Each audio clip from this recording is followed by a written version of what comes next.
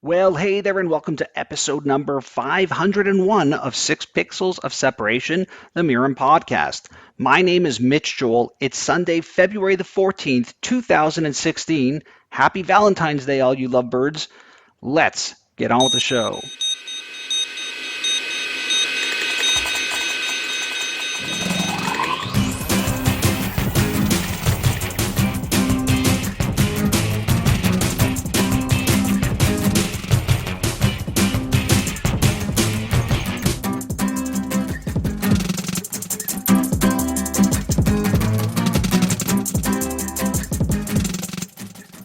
So, who are you and what do you do?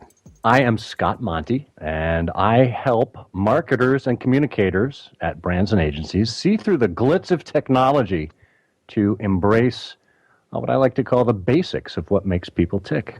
You've been working on that one, Scott? Yeah. That's good. How about that? Not bad. Is that a good line? So, Scott, this is I got my messaging down. I have my mea culpa to start off with here, which What? is, how have you never been on my podcast? Well, it's simple, really. You never asked me. It's completely, it's one of those things where I had posted a thing on Facebook just curiously asking people who they thought would be a fun guest for episode 500. And obviously you responded like a whole bunch of cool names. And then someone said, why not Scott Monty? And I was like, well, he's been on this show. And then I do a search. I'm like, no, that's embarrassing. Well, and to show you what a fan I am, I recommended somebody you already interviewed. That's true. That's right. You said Mark Maron, I think. Was it that? Yeah. Yeah, Mark Maron. Mark was kind enough to do this show. I have to wait to grow the show to a certain size and scale where I felt it was appropriate to ask the Scott Monty. Oh, come on. Because, well, I'm new to this world, so we've never really met, and, crazy. I'm so happy that you agreed to do this and accepted my both digital and private apologies. How are you? Thank you. I'm great. I am doing well. 2016 is off to a great start. Good. Let's cycle back, Scott. So I think most people know you as the guy that went into Ford and did all the things that you did at Ford. We've known each other years and years and years before that. What was your background that led you into the world of marketing and digital? Well, that's funny, Mitch, because it was anything but a straight line. I had gone to school at Boston University. Undergraduate, I majored in classical civilization. Yeah. The big future in that. There's a big future in classical civilization. There's two directions you can go. One is graduate school. The other is, some dead-end job that has nothing to do with your degree. But what's been interesting to me, and I'll get to this in a bit, is how the degree has come to serve me more the farther away I've gotten from it. I was going to jump and tap into that, but keep going. Yeah. So just quickly, I went from there to I started the first year of medical school at Boston University, and decided that it just was not my thing. And I was doing a program where I could determine what direction I went.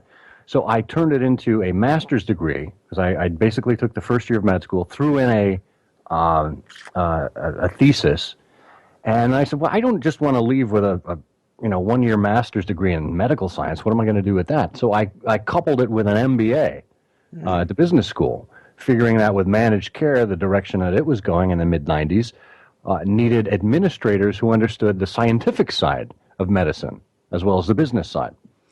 And I left business school, went into a managed care company, and got a flat forehead from banging it against the wall pretty quick.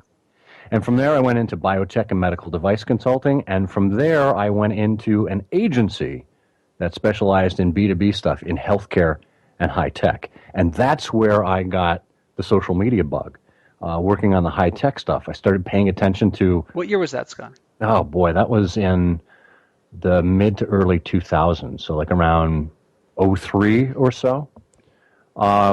Started paying attention to people like you, Joseph Jaffe, Steve Rubel, Todd Deffron.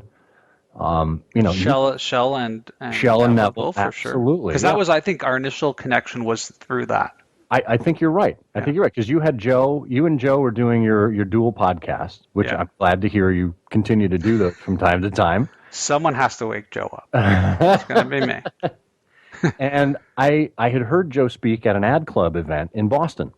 And I really liked what he was saying. I liked the direction he was going, and I thought, yeah, this is the future, right? And I had started writing a couple of blogs. I started writing a personal one, like back around '01 when my first son was, '03 when my first son was born. And I wrote another one starting in '05 about Mr. Sherlock Holmes, and then started my professional blog in 2006. And at that point, everything just started crashing together. And before I knew it, Ford was calling me and saying, "We'd like you to come work for us." But it's crazy because, like, when I think about your career trajectory, and like, I mean, in Control Delete, I talk about the squiggle, and it goes up, it goes down, it goes sideways, it goes loopy. You went on like once that blog thing started clicking even just a little bit for you, I felt like you were one of those guys, at least to me from the outside, that you were on your own. It wasn't like you were part of Apple and you were in a company that was a rocket ship. Like your own career became a rocket ship. I mean, as just a guy who's friends, I was sitting back going like, man, this guy is on a crazy rocket ship because it really, in a very short period of years, it really intensified a lot for you. It really did. And I can't explain it. I mean, part of it is dumb luck. The other part, I think, is just instinctively knowing that this was a good fit for me.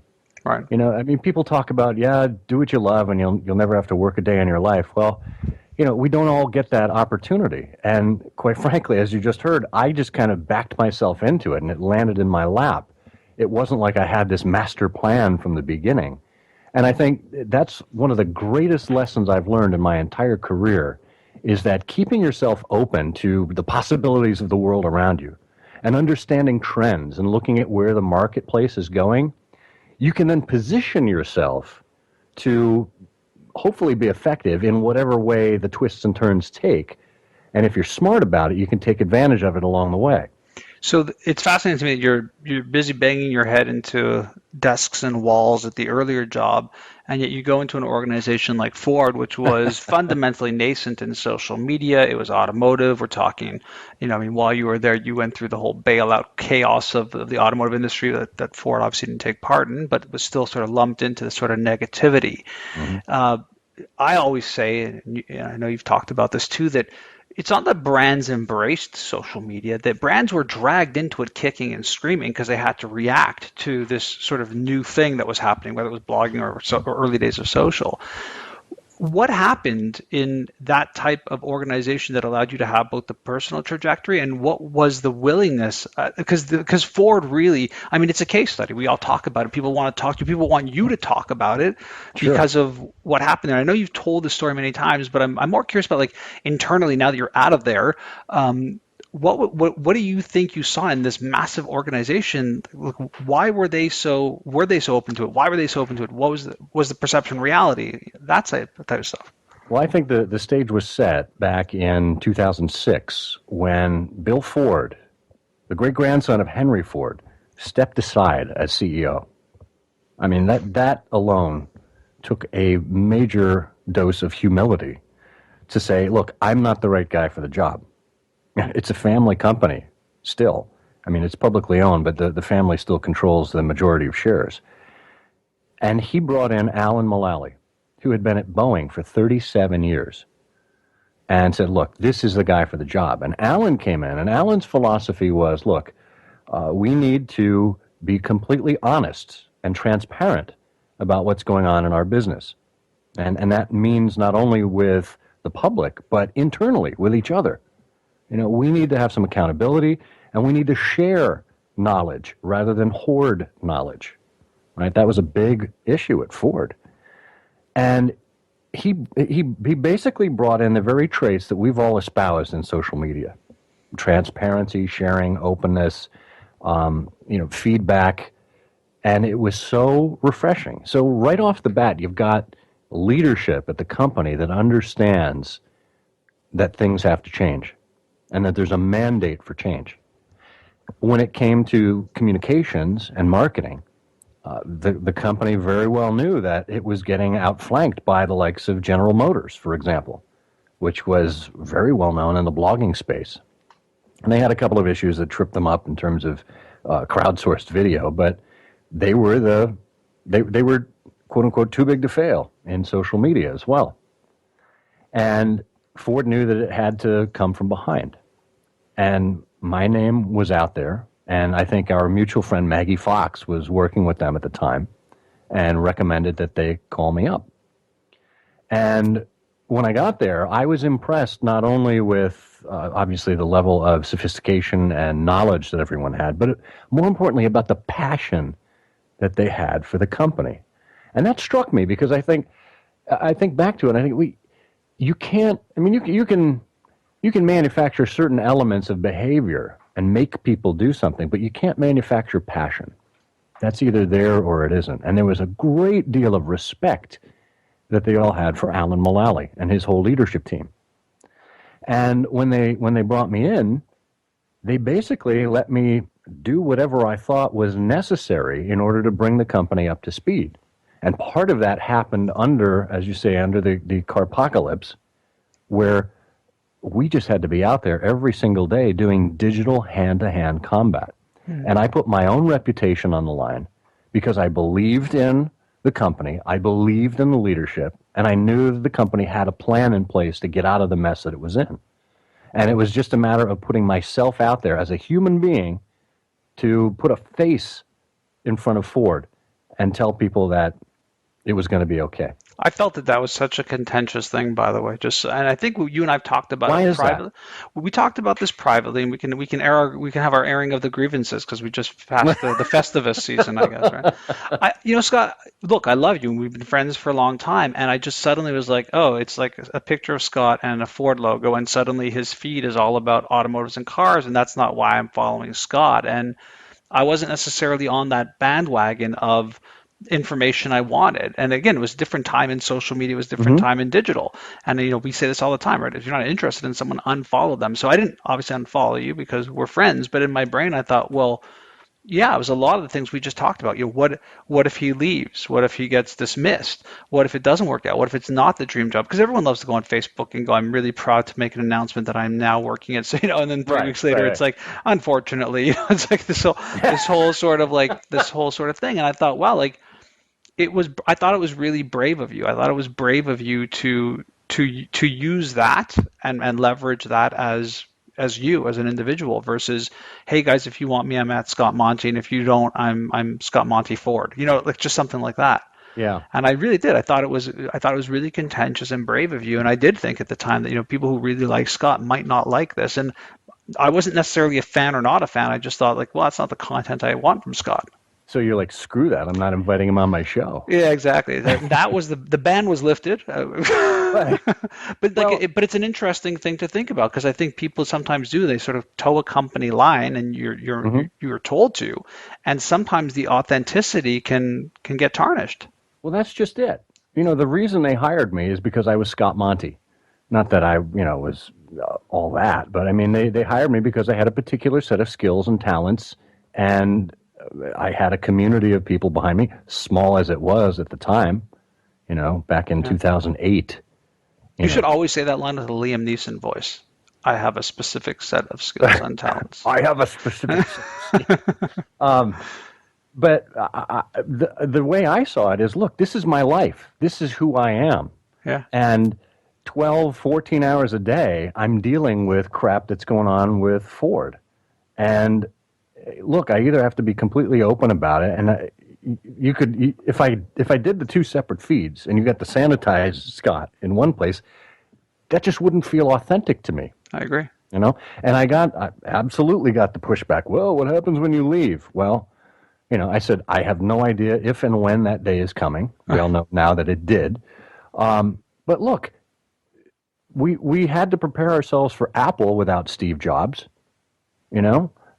And Steve Jobs was the face of Apple. And believe me, I'm not trying to compare myself to the likes of Steve.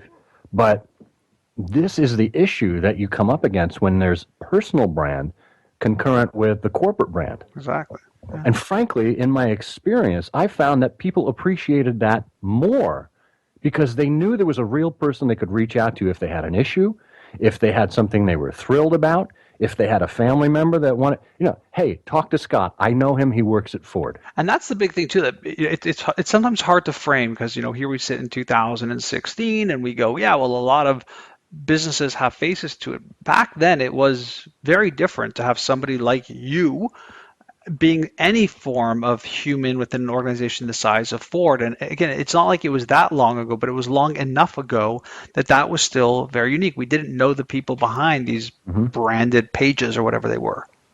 That's absolutely right. And I think that's one of the reasons why it allowed Ford to come out on top.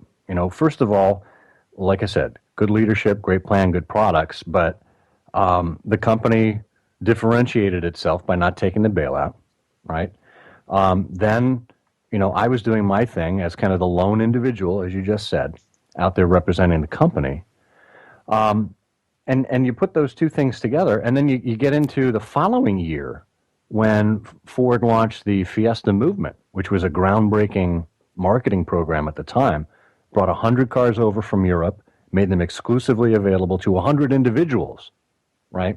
So basically we said, look, here's 100 people. Find one of them that is like you, and you'll relate to them, and you'll see what they're talking about, and you'll get their perspective on stuff. So again, we played the human card at Ford. And I always thought it just fits so well with the company's heritage. Because look, here's the only car company left in the world where the founder's name is still on the logo. Henry Ford was synonymous with Ford Motor Company for its first 40 years and had a hand in running it. And as I said, it's still a family company. So to put a human spin on any of the stuff that we did while I was there made complete strategic sense. So when did you leave? Was it last year or the year before? When was it? I left, I guess it was May of 14. So Yeah. it's almost 2 years. Okay, cool. And Yeah. then you did a stint in an agency and you've decided to go down the consulting route. And I think the people who are connected to you are really aware of some of the work you've been putting out in the world, which has been absolutely great, is you've been aggregating and curating and putting out this weekly thing that's now going through a bit of a rebrand, right? Yes. Yeah. It actually started as something that I did for the global team at Ford. Right.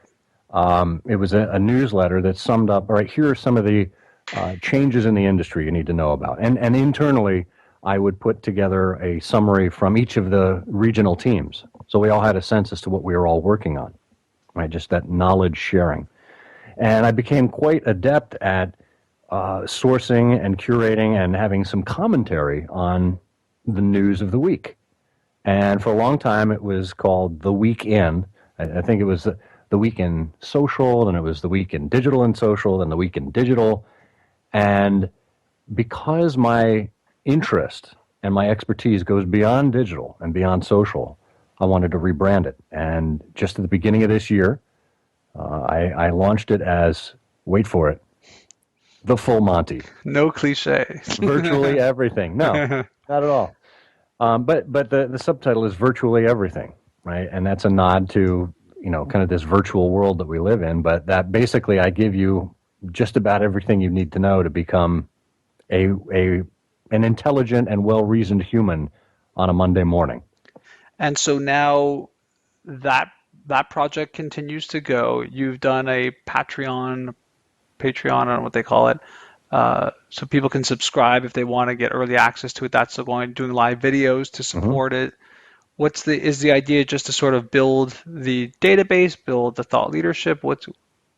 It's there's a couple of things going on here. One is obviously want to build thought leadership and continue to maintain my thought leadership. And part of that is not only the external projection, so that it's part of the Scott Monty brand, but also just for the sake of keeping myself informed and staying on top of trends and, making myself a better leader and consultant.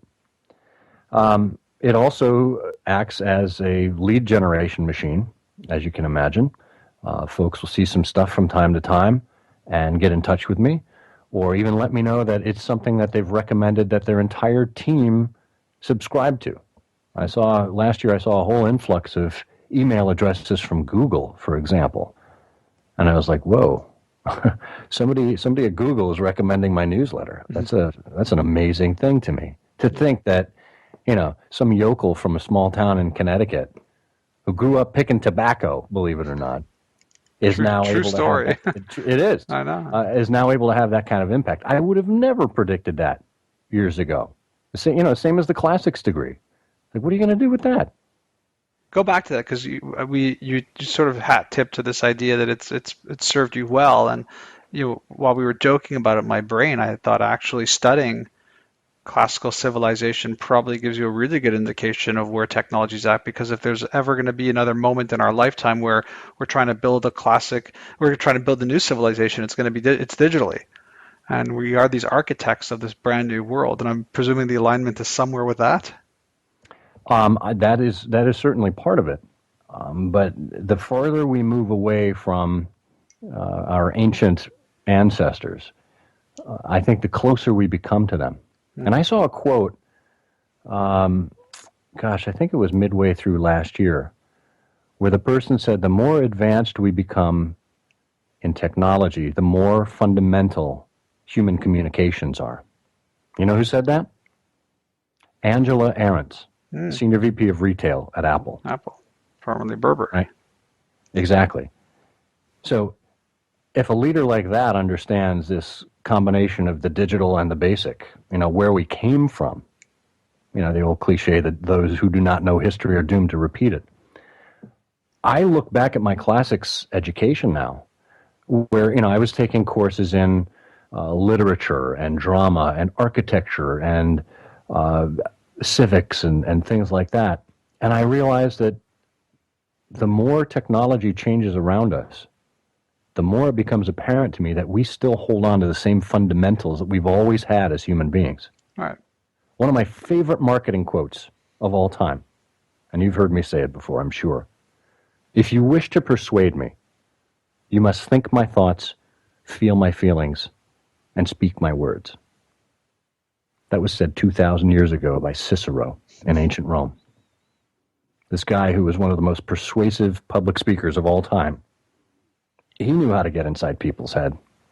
And if we can maintain that understanding without getting, glitzed with, what the latest Snapchat or Messenger or WhatsApp or, whatever the latest technology is, and understand what makes people tick, what motivates them, what do they have to deal with, and the better off we are as marketers.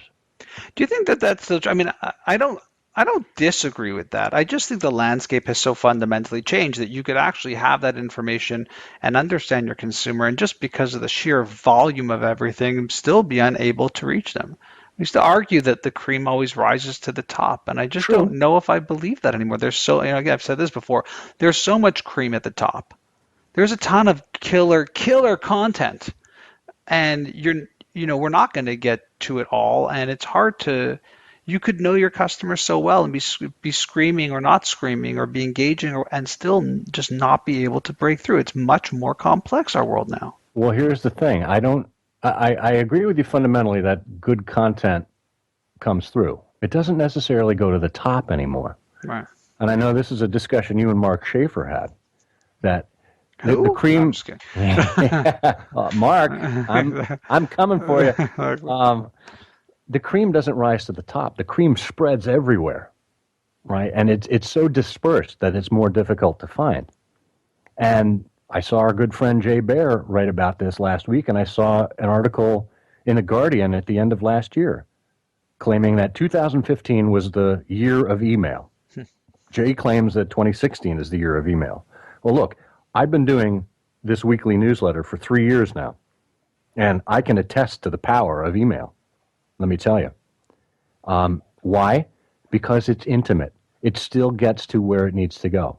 And you've got more likelihood of somebody opening and even clicking on some of your links than you do of them seeing your Facebook update go by, even if it's paid. I think it's more than that, Scott. I think that the primary reason is you're very quick to add a bunch of people in a social network to sort of build momentum. Mm-hmm. But I think that with email, it is very much a requested type of media. And then on the other side, I think that people are extremely vigilant with their inbox. And so if something isn't living up to it, they're very quick to either, dismiss it, delete it, archive it, unsubscribe, or just have it go somewhere else. Yeah. And so if you are building content for that channel through the model of knowing that it was both requested and people are vigilant, you can You're more mindful. right, and then it Right. hits the that personal area that you And talked about. and that's just it. I mean, it's about intimacy, right? I think people crave intimacy nowadays because in the last, let's just say the last 50 years or so, mass marketing has made everything so impersonal. When we were kids, and we're about the same age. I'm Yeah, much younger than you, Scott. maybe I'm a little younger. Beat you we to could it. walk into the post office or the bank, and the postman or the teller would know your mom or dad by name, and they'd ask how you were doing in school. Right now, you need like 3 forms of ID before they'll give you anything, or even let you out of the door. Yeah. Right? We've become reduced to a series of numbers, and when, particularly in the social age, when we've taken what I like to call a twice broken advertising model, right? One that was already broken for television, that was then lopped onto digital, that then in turn was lopped on top of social, where it's a funnel or a shouting model, right? Talk about flip the funnel. Um, it's more of the same interruption. When you can turn it into a conversation, and this is nothing new or groundbreaking, I realize. When you can turn it into a conversation, and when you can make the person feel that they matter and that you're doing something for them to help enable them to achieve a goal, that's when you build in that sense of trust and ultimately that sense of loyalty. Do you think brands are living up to that? I mean, I see so much fail Yeah. that it's sometimes hard for me to like. I find myself often acknowledging work based off of the one metric I was hoping never to base it off of, which is the creativity of it. Yeah. And I say that in a non-superfluous way. What I mean by that is I'm going to inherently believe that if you are in business and you worked with an agency, a partner, or did it yourself internally, that the output of the creative should be good. I mean, that's just almost like table stakes, and Yeah. it's rarefied air, unfortunately, in this day and age. But it's strange that we'll still use that as the metric in a world where you can do all these things, but it's such a fail.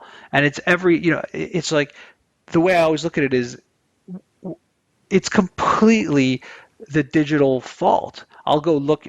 We all have our stories. I'll go look for my brother says, hey, I'm looking for a backpack or a briefcase, and I'll go ahead check out this one. I'll send them a link, and next thing I know, this link is following me. This image of Oh, this thing yeah. is Yep. just it's all over the place. It's everywhere, and so yeah, in the construct of what that looks like. Hey, you were looking at this bag. Let me show you an offer for it.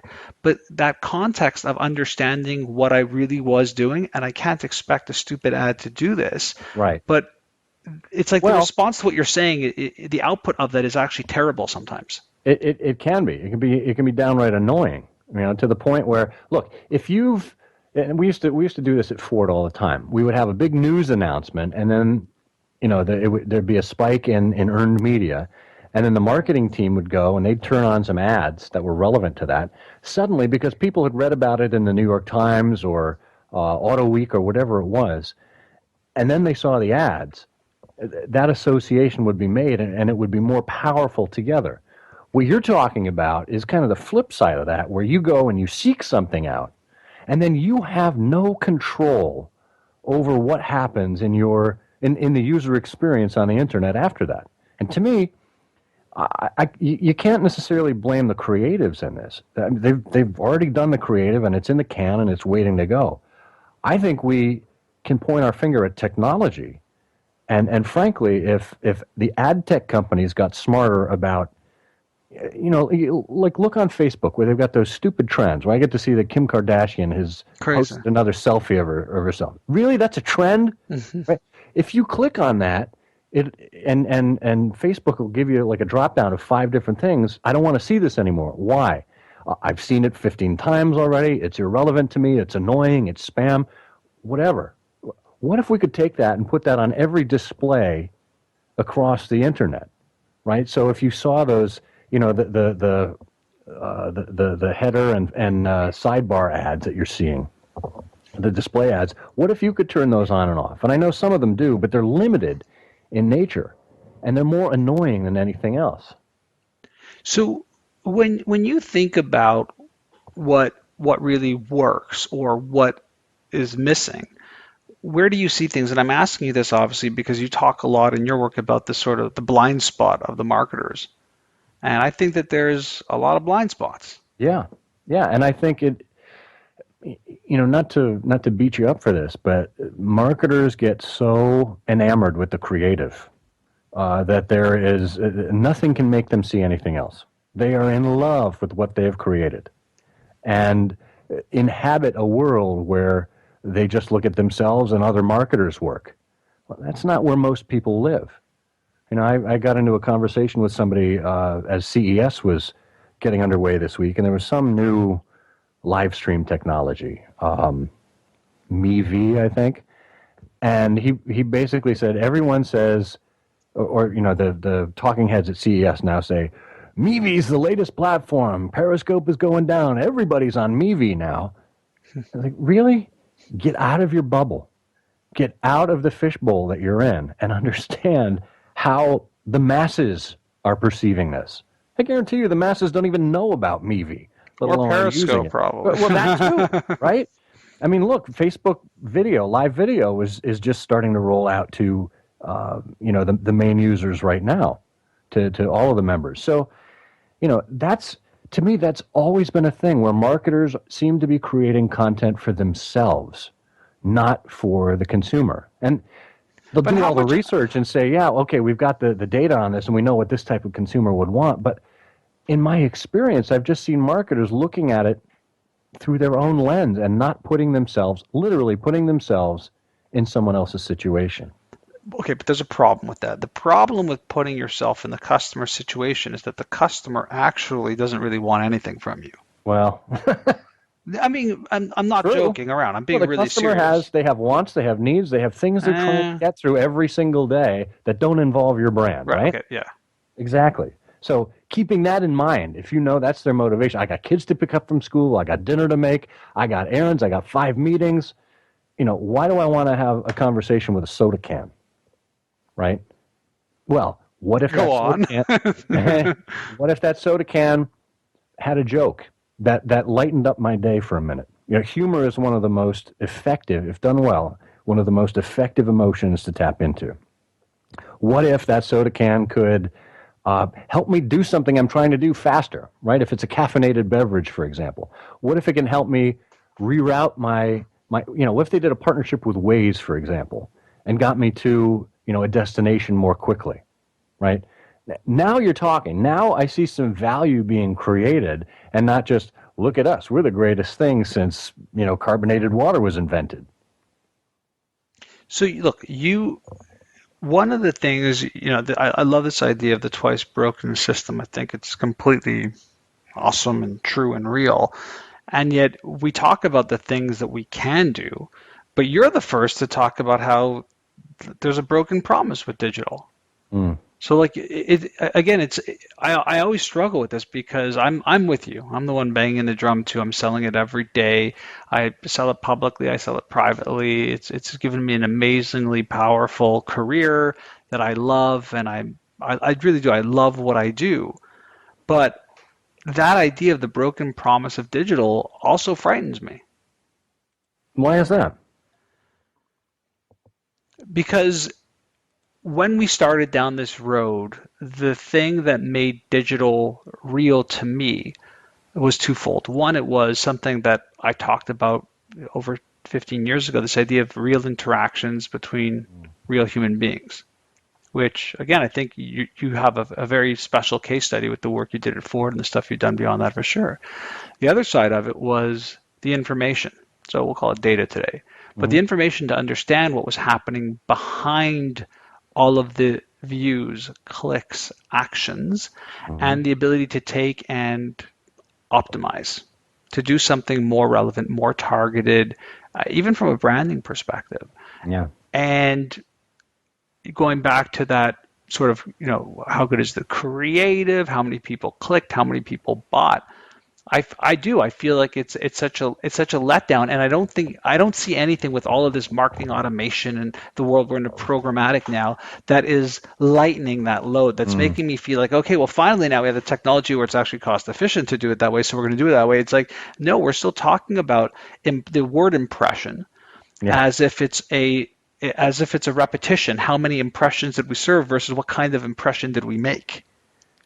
Yeah, and it seems that this is part of the lore and vocabulary of marketing that's simply been passed down from generation to generation. And I think we all keep hoping for, quote unquote, the next generation to come in and understand that you can't do it this way anymore. But the problem is that there's overlap, right? Unless you completely, cut them off and start a new industry anew. I don't see this going away anytime soon either.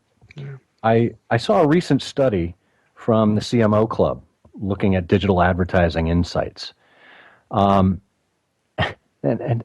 I saw the headline and I knew what the answer was Yeah. instinctively, but I wanted to see what the numbers actually said. The headline was, "Do CMOs use digital advertising for consumer insights?" I know the answer to that. The answer is a resounding no, but it was no to the tune of 63%. That's it. To me, it should be the other way around, if anything. At this day, 2016, right?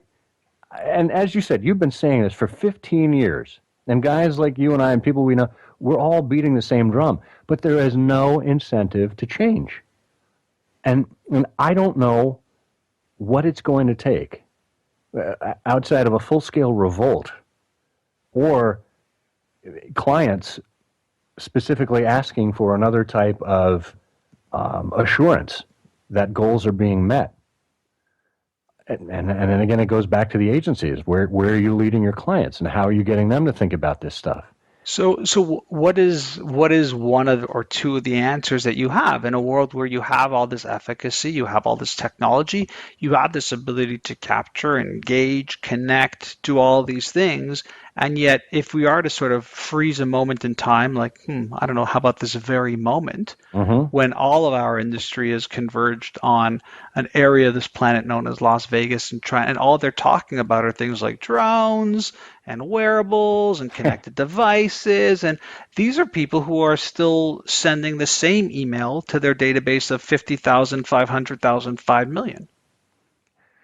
Well, I at the risk of using an overused term. As long as it's mine, you can do.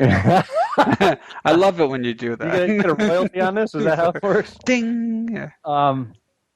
We hear about customer centricity all the time. Yeah.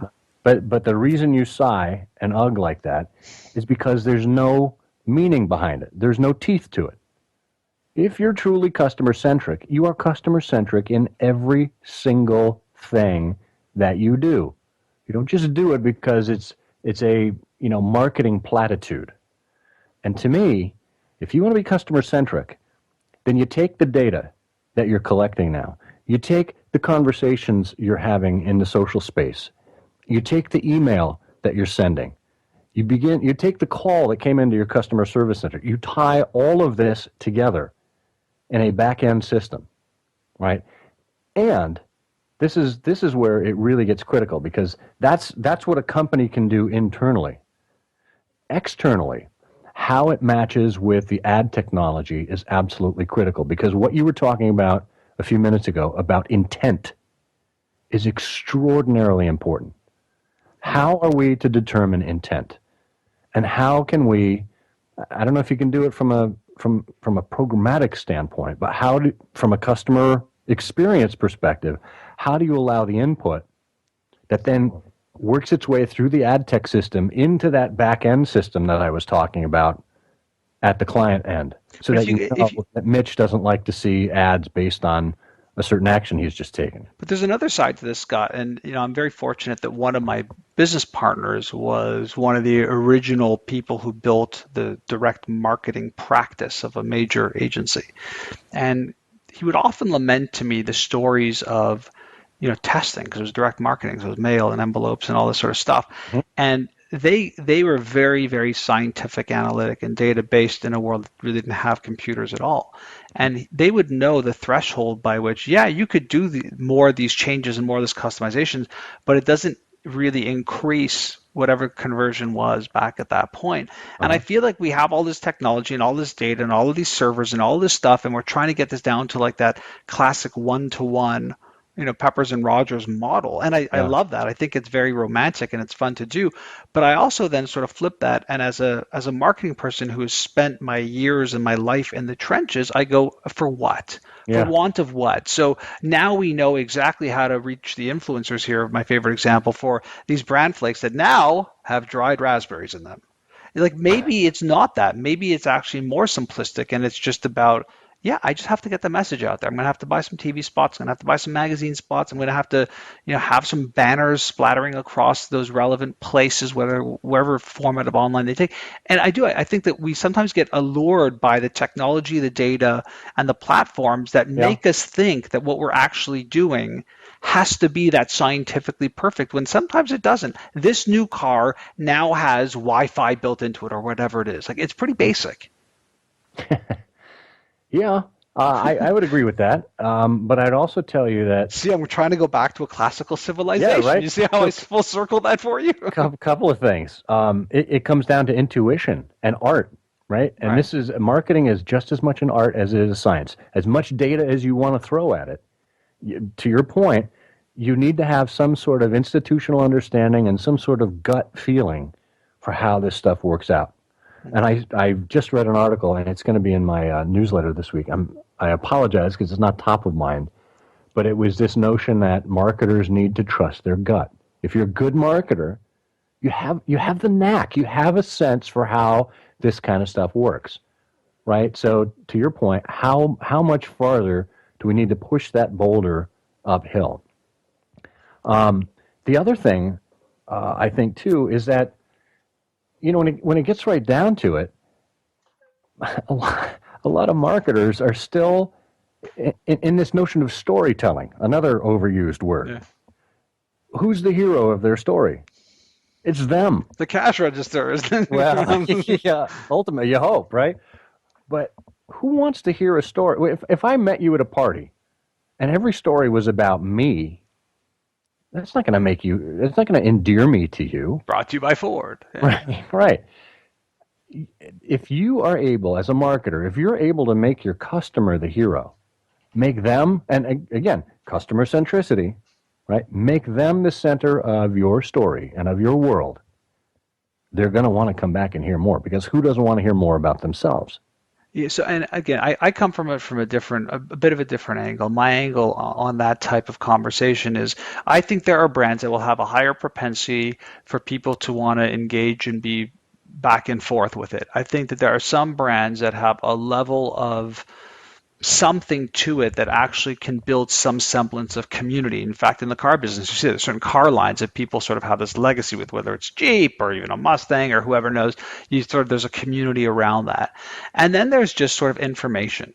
Mm-hmm. And what I hate most about the digital world or virtually everything or however else we're gonna bucket this is that we tend to think that there's a progression between I got some information, I'm gonna be engaged, and now I'm gonna become an active community member. And I actually think that they're all fundamentally different classes of citizen or customer.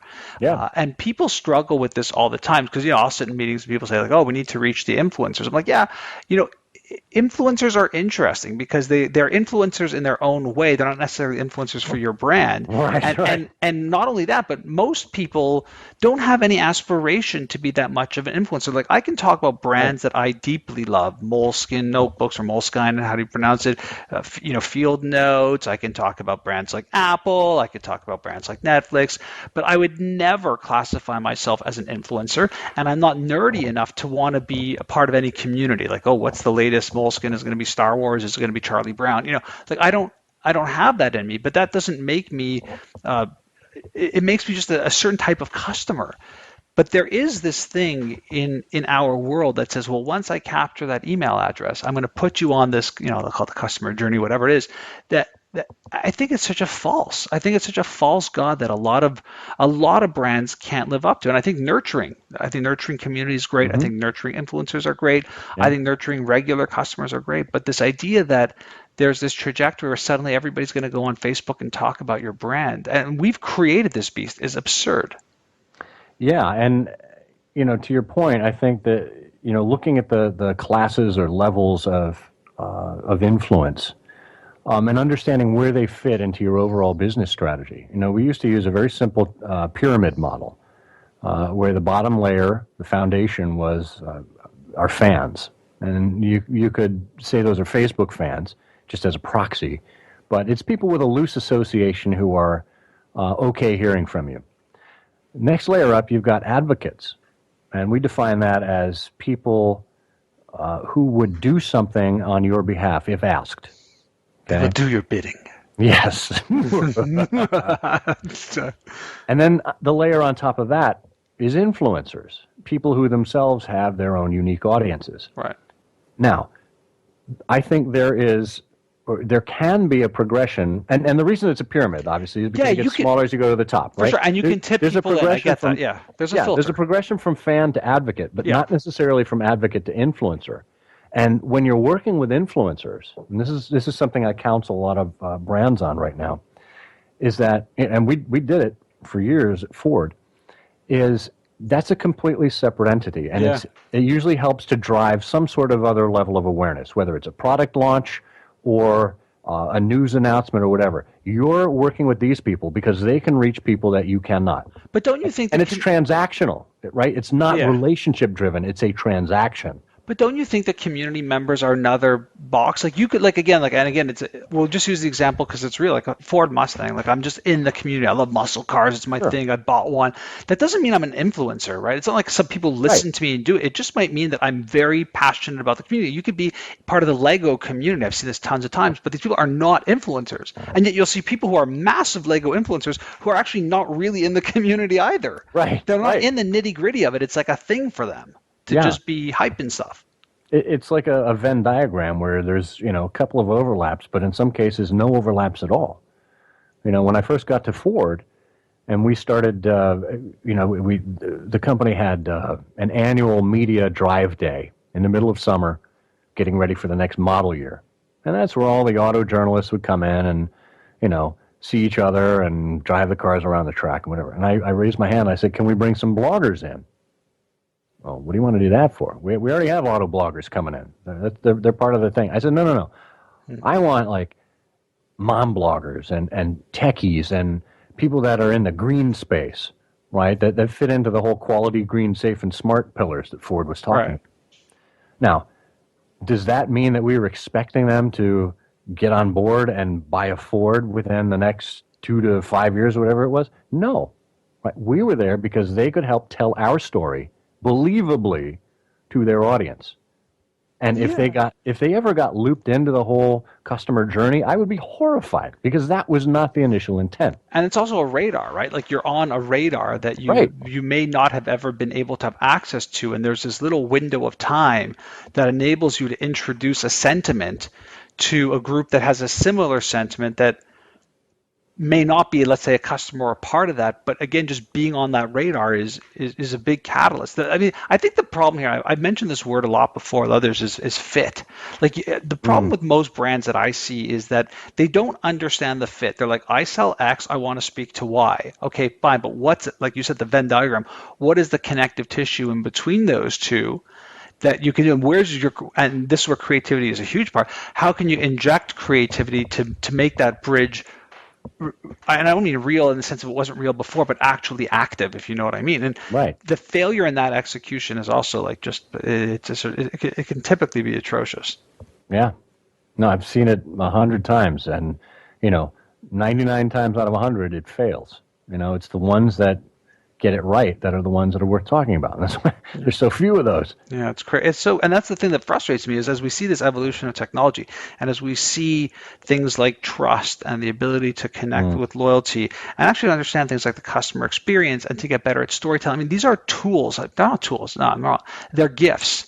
We as brands never had this before. All we had was that the once broken industry where it's like, hey, here's a media platform. We own the audience. Scream at them. Try and be louder. Try and be more consistent. Try and be more frequent with that. That's the part that I think keeps us both gainfully employed is the fact that there is this thing, but how underutilized it is. It is, I have to say, in the year 2016, it's shocking to me. It still shocks me. Well, quite frankly, I'm happy about it because it means more business. Yeah. Oh, for sure. I mean, yeah. I mean, like I said, it keeps us both gainfully employed. No, I agree. I mean, I would have hoped that we would be farther along than we are at this point, but you know what? We all still need to learn together. Yeah. You talked about this before, but you don't just do this crazy marketing thing. You've been doing this amazing Sherlock Holmes podcast. You've got a bunch of, what are the projects that you sort of have going on? So you've got Full Monty, you got the consulting, you do speaking, Sherlock podcast. What else am I missing? That's pretty much it. I That's got a it. It's not family, enough. obviously. Yeah. That's really the main thing that ties all of this together. That's why I do what I do. Feed Because mouths to feed. got three kids at home, and my wife still living here in Michigan, traveling a lot for work, but enjoying what I do. You're a good man, Charlie Brown.